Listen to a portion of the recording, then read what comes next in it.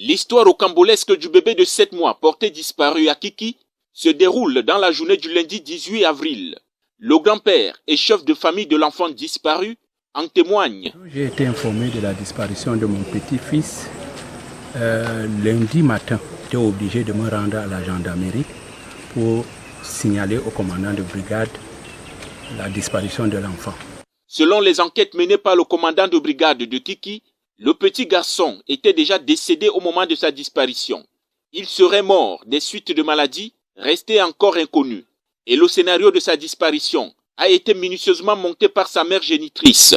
Oui, j'ai été saisi lundi matin, dès la première heure, par le chef de famille, M. Bilon, faisant état de ce que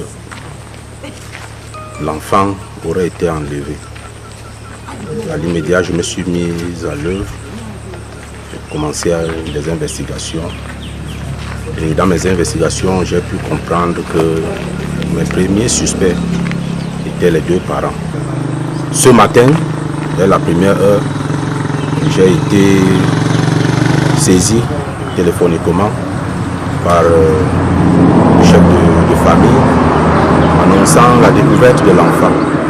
Et quand j'arrive sur les lieux, je me rends compte que l'enfant a été déposé près de la maison.